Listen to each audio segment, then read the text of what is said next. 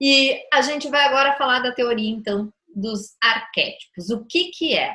O negócio é o seguinte, arquétipos são formas, eu vou primeiro dar o conceito formal aqui, formas ou imagens de natureza coletiva, ou seja, todos nós temos em algum local que ocorrem praticamente em toda a Terra como componentes de mitos e, ao mesmo tempo, como produtos individuais de origem inconsciente.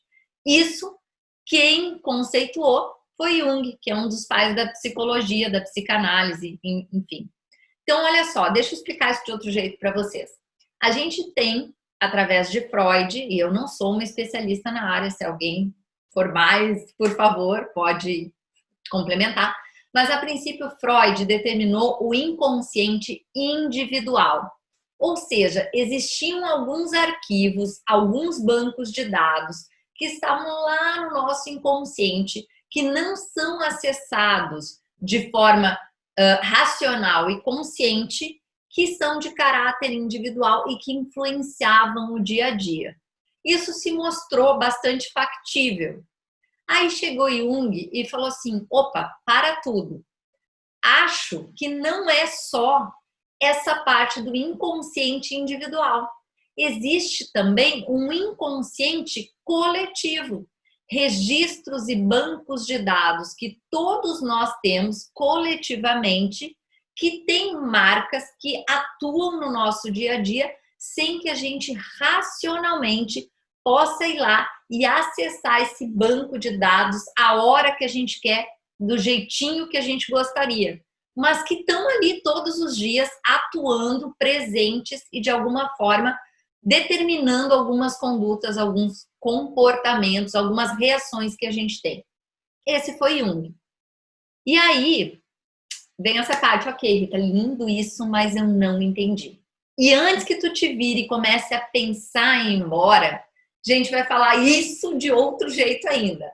São imagens primordiais, são modelos que dão sentido àquelas histórias que são passadas de geração em geração, que formam o conhecimento e o imaginário do nosso inconsciente coletivo.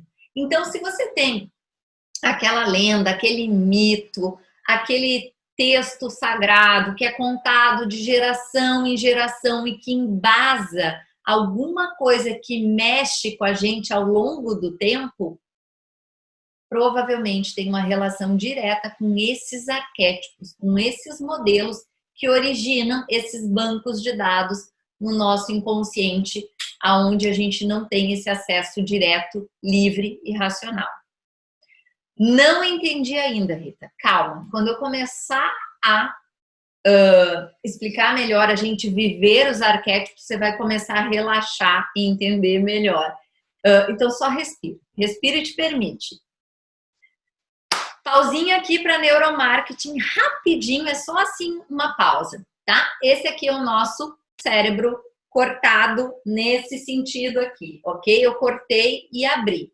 E a gente tem o córtex frontal, o cerebelo e essa parte interna ali no meinho, que eu estava apontando para a tela, vocês não estavam vendo, que é o sistema límbico.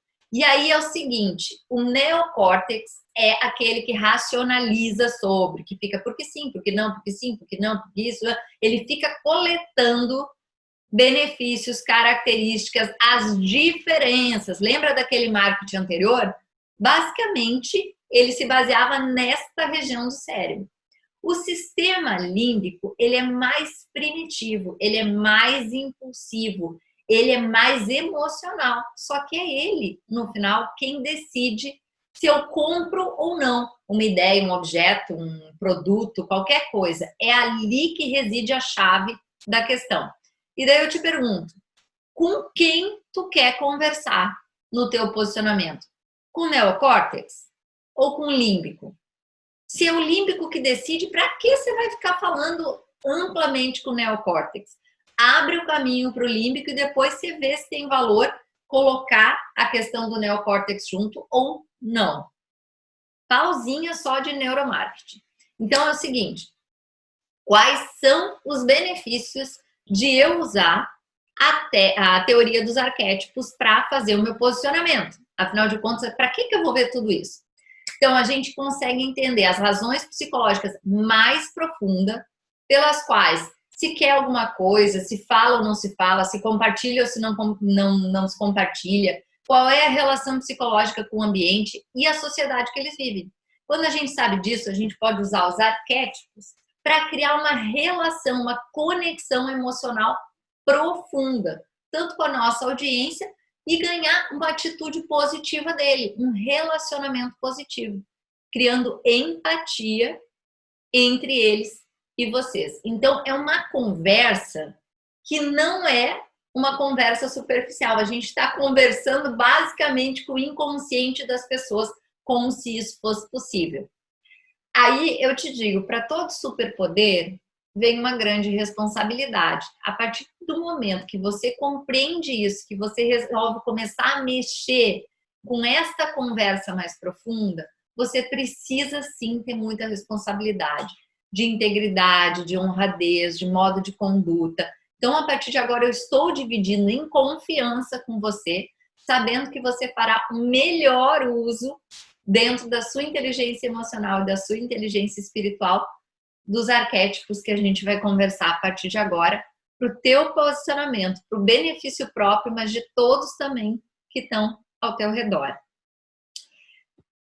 Se eu perguntasse para você quem conhece esse sapatinho, afinal de contas, esse sapatinho é um sapatinho que já foi falado N vezes na história, se mencionou muitas vezes, e não interessa se você é uma pessoa que cresceu ligada a contos de fadas, se você é menino, se você é menina, se você é homem, se você é mulher, tem mulher, tem filho homem, enfim. Todo mundo, quando olha este símbolo deste sapatinho, consegue criar dentro de si, ecoar dentro de si, uma história já muito contada de Cinderela.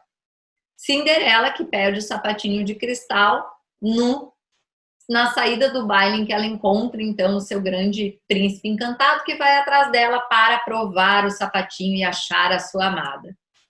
Então, os arquétipos são esses. Você não precisa ter medo de contar uma história, a sua história, baseada em modelos de arquétipos, porque as histórias arquetípicas podem ser contadas incontáveis vezes e as pessoas nunca se cansam. As pessoas crescem vivendo e refletindo essas histórias. Aqui eu peguei 4 imagens que poderiam ser uma linha do tempo de uma única menina contando vários momentos em que esse arquétipo se faz presente.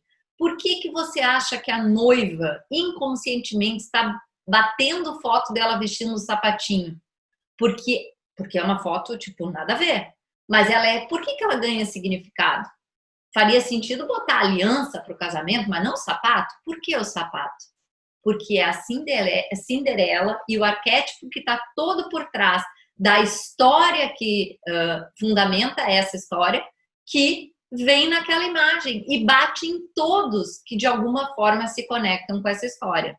A imagem do meio, a menina dos 15 anos que está ali com o seu sapatinho, realmente ela vai entrar para a sociedade, ela vai começar a viver o seu mundo de Cinderela, o seu primeiro baile. E a pequenininha, que recém viu o filme, conheceu a princesinha e de repente já está se conectando. Então não tenha medo. Histórias que são baseadas em arquétipos podem ser recontadas a infinidade. E eu tenho certeza que ainda vai ser lançado muitos filmes de Cinderela pelo mundo e ainda assim vai fazer um sucesso enorme, mesmo a gente tendo vivido essa história tantas vezes e visto tantas vezes.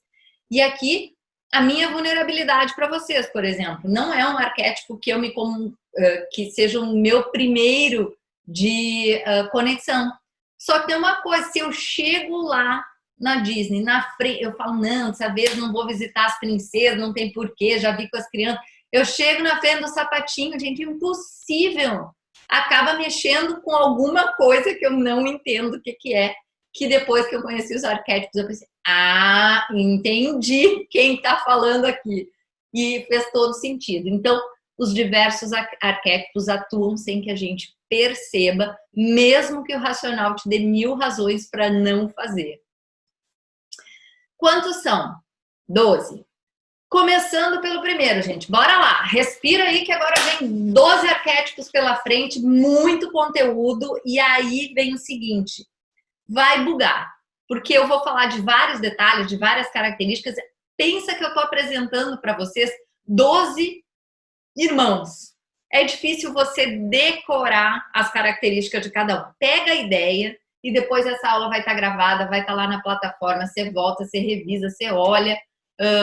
Olha com calma se fizer sentido para você. Primeiro que a gente vai falar é o inocente. O desejo básico dele é viver no paraíso, gente. O inocente, ele, somos livres para ser você e para ser eu. Assim, eu quero ser eu, você é você. A gente quer ser feliz, a meta é ser feliz. O medo que ele tem é de algo dar errado ou de ruim que vai provocar a punição. E é claro aqui que se a gente fizer uma alusão à história de viver no paraíso, de Adão e Eva, de que fizeram uma questão, morderam a maçã e foram punidos, isso está dentro desse arquétipo do inocente. A estratégia do inocente é fazer tudo certo sempre. E os dons dele são a fé e o otimismo. E aqui a gente vai falar de algumas marcas concretas, pessoas que eu sempre vou trazer exemplos para tentar marcar em você, literalmente, marcas para marcar vocês com essa ideia. A Coca-Cola é o caso máximo de sucesso do inocente. E a Coca-Cola, ela tem essa postura desde sempre, tanto é que existia nos anos 80 e 90 uma propaganda que era sobre ser feliz, cantava uma música, todos os jovens iam chegando em unidade, eles queriam viver esse mundo, ser feliz, permitisse toda essa parte. Geração Coca-Cola, aquela coisa. Por que vocês acham que aqueles ursos polares conectaram tanto com a marca da Coca-Cola? Porque eles têm esse perfil inocente, porque eles têm esse perfil do arquétipo do inocente. A Disney representa a mesma coisa. Meg Ryan é uma atriz que representa o arquétipo do inocente, que a marca dela é o inocente. Tom Hanks, e o filme, inclusive, do Forrest Gump, ele fala direto com esse arquétipo. É aquela que não interessa. A gente vai realmente querer viver no paraíso, quer ser feliz, quer fazer as coisas direito.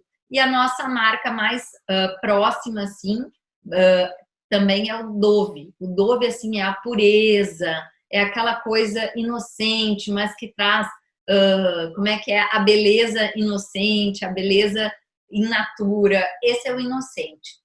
Rita, tá difícil de contextualizar agora. Calma, quando eu começar a te trazer outros arquétipos para que tu comece a fazer a comparação, vai ficar mais fácil.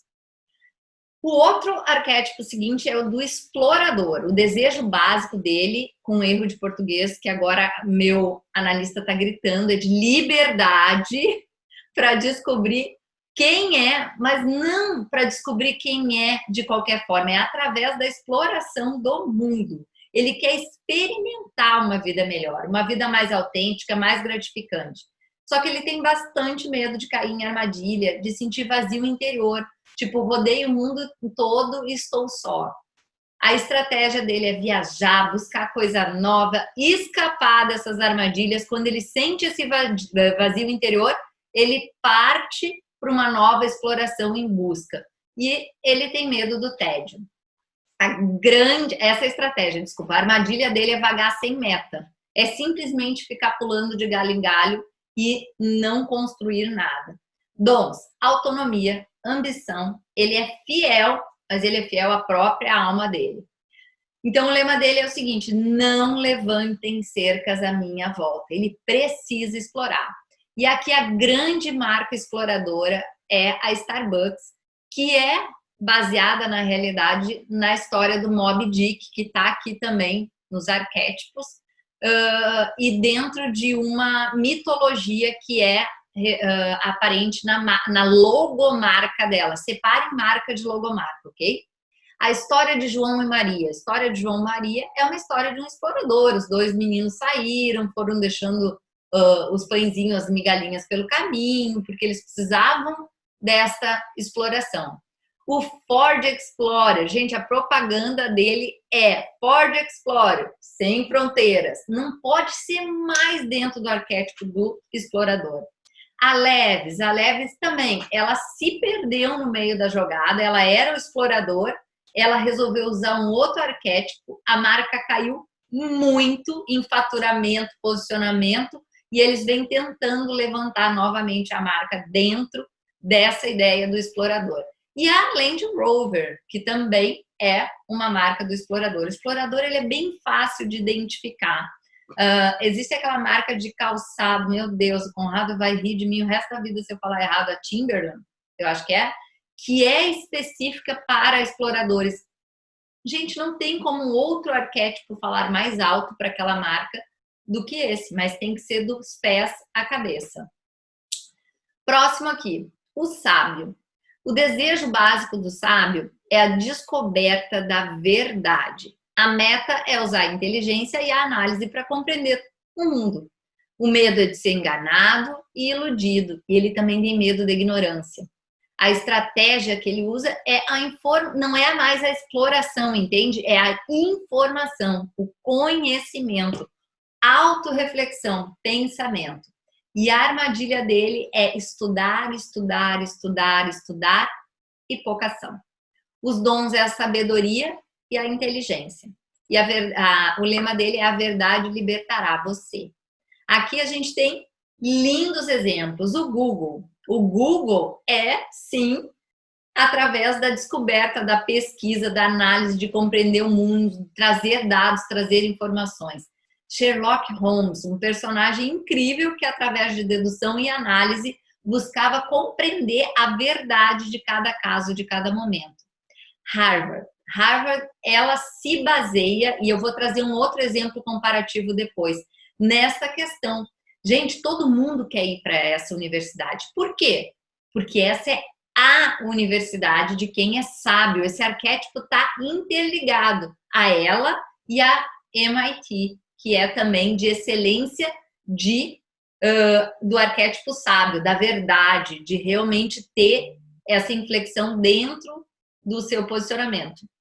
The New York Times também é um sábio. Discovery Channel, baseado no sábio. Os TED, sabe aquele programa lá que a gente olha? Eles são baseados no sábio também. A propaganda dele é através desse desejo básico de descoberta da verdade. E a gente busca esses recursos justamente isso. Eu quero saber uma coisa, eu vou o quê? Vou no Google, vou no TED.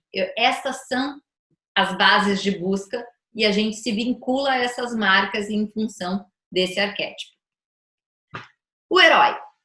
O desejo básico dele é provar o próprio valor por meio de uma ação corajosa e difícil. Não basta ser corajosa, tem que ser difícil. Então, ele quer exercer mestria de modo a melhorar o mundo. Através de uma ação dele, de coragem, ele quer melhorar o mundo. O medo dele é ótimo. É a fraqueza, a vulnerabilidade, ele tem medo de amarelar. De ir lá, ó, com tudo, só que não. A estratégia é tornar-se tão forte, tão competente, tão poderoso quanto lhe for possível. E a armadilha é a arrogância. Desenvolver a necessidade de que exista sempre um inimigo. Entende que para ter um herói, nem sempre precisa ter inimigos, mas tem heróis que precisam do inimigo para provar o seu valor. E aí reside uma armadilha, porque se eu tô bem, se tá tudo bem, mas eu tô sempre em busca de um inimigo, eu tô sempre instável, vulnerável, sujeito ao meu desalinhamento, porque nem sempre há arqui-inimigos de prontidão esperando para servir ao herói. Dons, competência e coragem. E o lema é: onde há vontade, há um caminho. E aqui a grande marca é a Nike, tá? Os nossos representantes, James Bond, Star Wars, o resgate do soldado Ryan, é a história do arquétipo do herói. Mandela, Martin Luther King, são vários modelos de arquétipo, da onde foi utilizado, intencional ou não, o arquétipo do herói. É onde a gente encontra eco a esse arquétipo. O fora da lei. O fora da lei. O desejo básico dele é vingança ou revolução. Das duas, uma. Ou vou me vingar ou vou revolucionar esse troço. A meta é destruir aquilo que não funciona. Para ele próprio ou para a sociedade. Só que é dentro do critério dele, entende? Não está funcionando, vamos acabar com isso. Mas quem é que julga isso? Ele mesmo. O medo é não ter poder. É ser comum, é ser inconsciente, não conseguir fazer a diferença através da revolução dele. A estratégia é rebentar, é destruir, é chocar, é confrontar. A armadilha é passar para o lado sombrio do fora da lei, para o lado da criminalidade. E os dons é irreprimível, liberdade incondicional. E aqui o lema dele é: as regras são feitas para serem quebradas. A Harley Davidson, aquela de motos grandonas, que fazem muito sucesso, enfim, ela é uma marca totalmente bad boy, fora da lei, essa parte assim, eles se apropriaram desse arquétipo para fazer essa contravenção. Por quê? Para tu comprar uma Harley Davidson, tu precisa ter um determinado poder aquisitivo.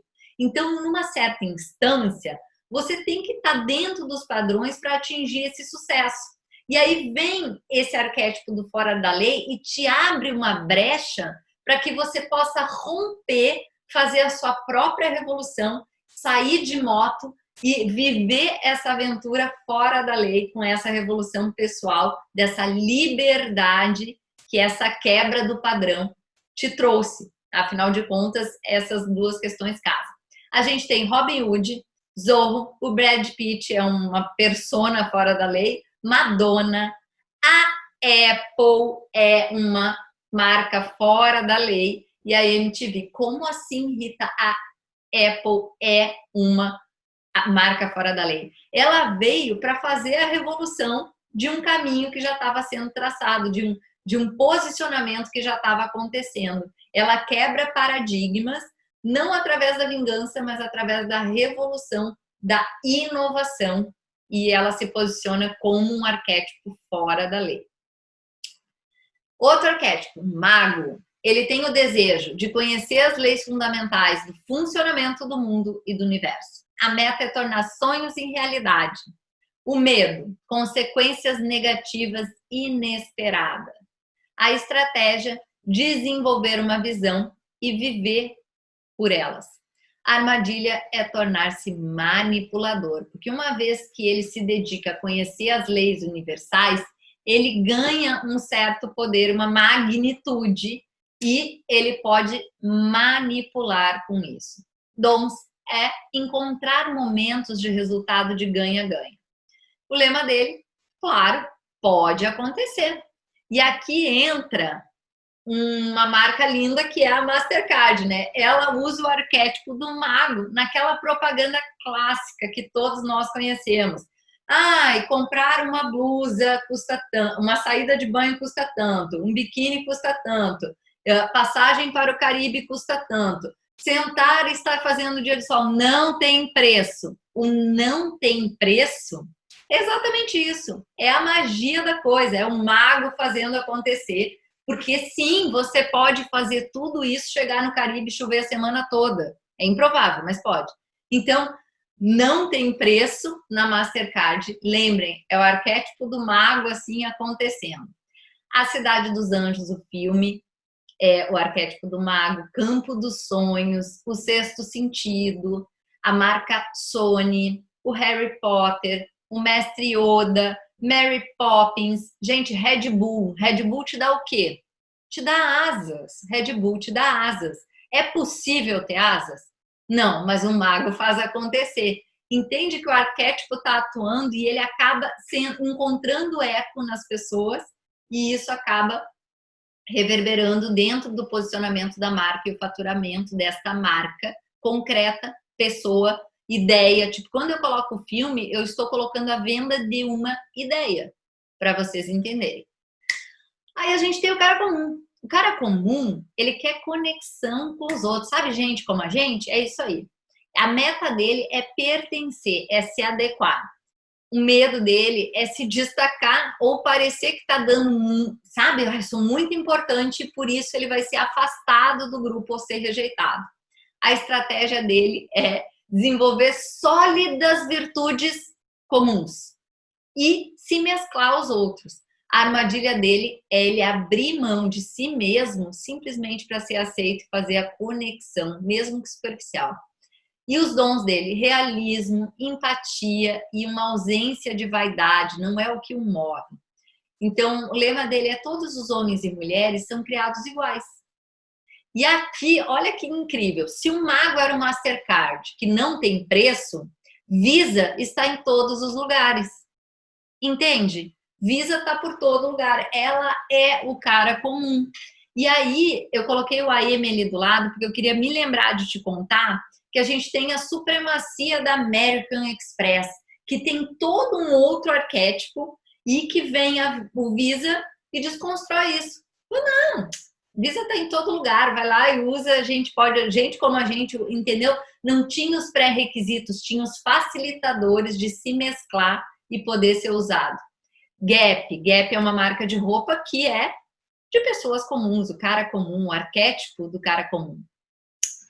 E aqui entra uma coisa muito incrível, o túmulo do soldado desconhecido. Quantos e quantos memoriais a gente encontra pelo mundo que tem uma plaquinha na frente e que tem essa ideia do túmulo do soldado desconhecido.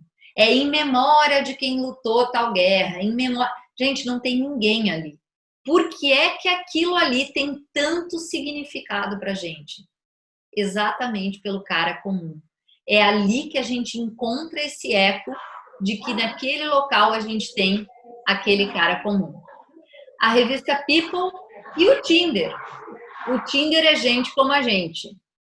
O amante, o desejo básico dele é conseguir intimidade, é experimentar o prazer sensual. E aqui o prazer sensual não é necessariamente sexual. Diferencie isso.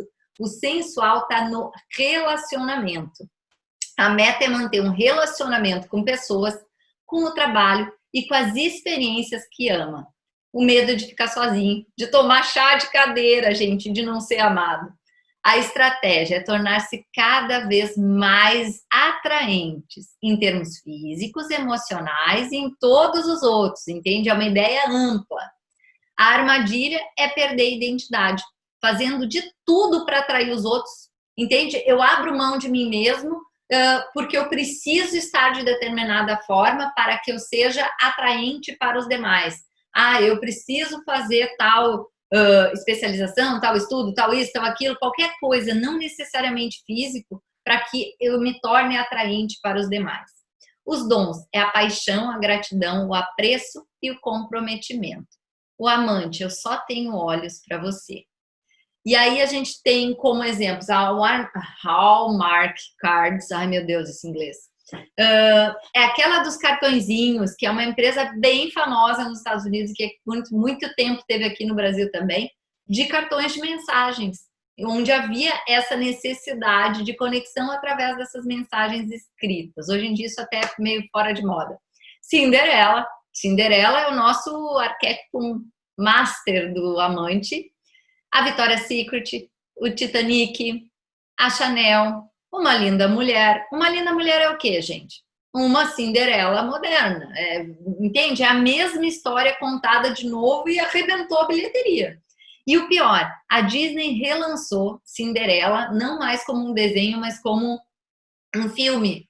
E, de novo, faturou não sei quanto. E, gente, todo mundo sabe o final da história. Todo mundo sabe o meio da história. E todo mundo vai lá assistir. Todo mundo não, mas uma grande população vai lá assistir e realmente converte essa ideia.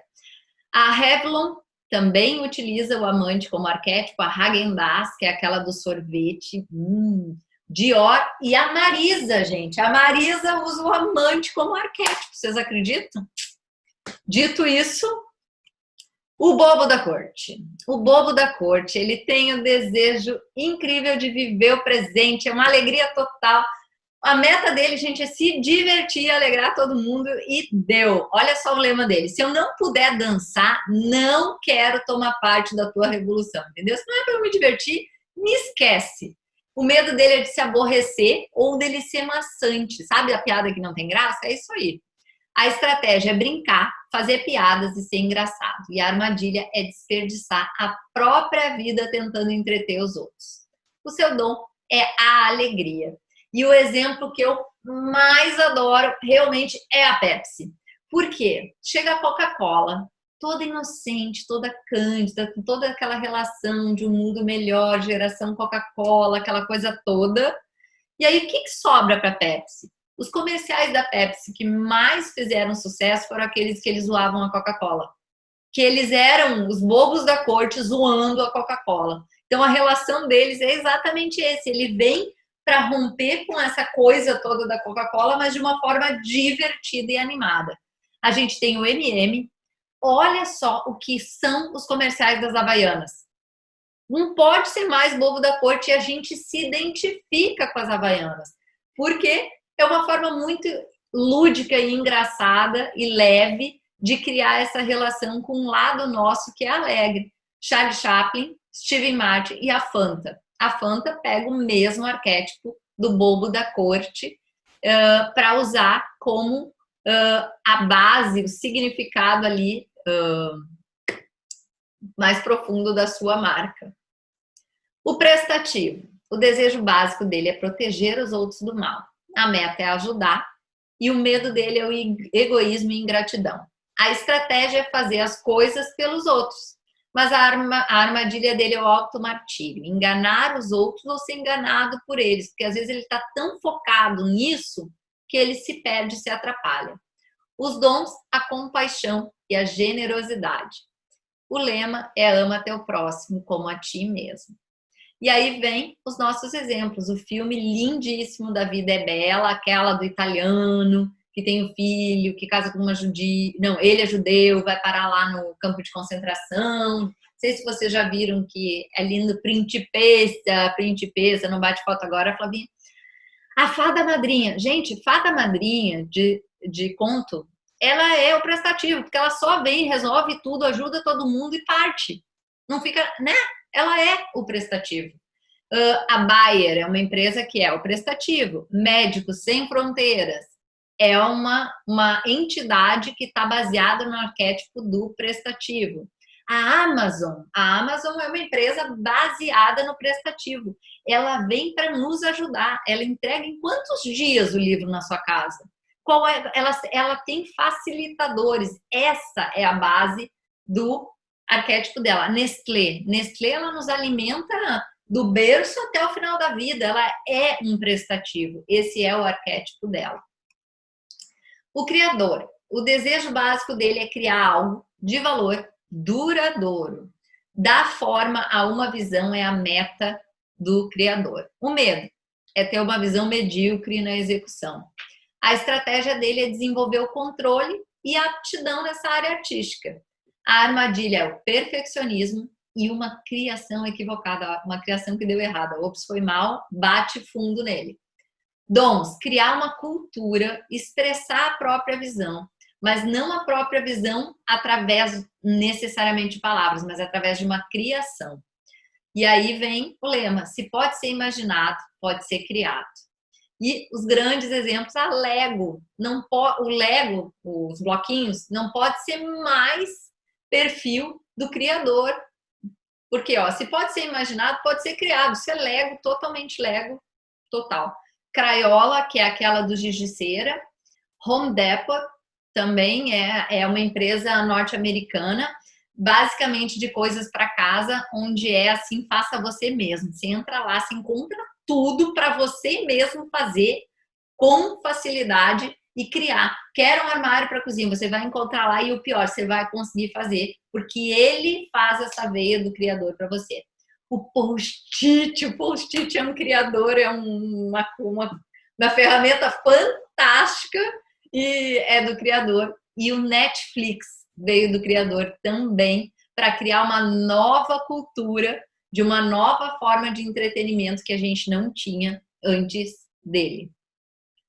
O governante, que eu acho que até o último arquétipo eu vou deixar vocês respirarem um pouquinho. O desejo básico dele é controle. A meta é criar uma família, criar uma empresa, uma comunidade que seja próspera e bem-sucedida. A meta é clara. O medo, o caos e de ser destituído do papel de governante. A estratégia é exercer liderança. A armadilha é tornar-se mandão e autoritário, é perder a mão ali, basicamente. Os dons são a responsabilidade e a liderança. O lema, o poder ele não é tudo, mas ele é tudo que importa. É só o que importa, só importa o poder, ele não é tudo, mas é só o que importa. E a gente tem exemplos como Winston Churchill, que foi ministro britânico, a American Express entra aqui, ó. Então agora a gente compara os posicionamentos. A Mastercard é mago, não tem preço, faz acontecer. Pega a Visa, tá por todo lugar, você pode só pegar e usar. E o American Express, ele tem essa coisa da elite do poder e do controle. A Dona Karan, que é marca de roupa, e aqui tem a Universidade George Washington. É a universidade que formou grandes presidentes dos Estados Unidos. E aí ela se coloca com o arquétipo do governante. Nós somos a universidade dos governantes. Enquanto Harvard, olha, a gente quer saber a verdade, a gente ensina, a gente entendeu? O poder de barganha das duas é outro. Ralph Lauren, Bill Gates, e olha como o Bill Gates entra por aqui com a Microsoft, enquanto o fora da lei, que vem para quebrar com isso, é a Apple. O relógio Rolex e a Mercedes-Benz são marcas que usam o arquétipo do governante.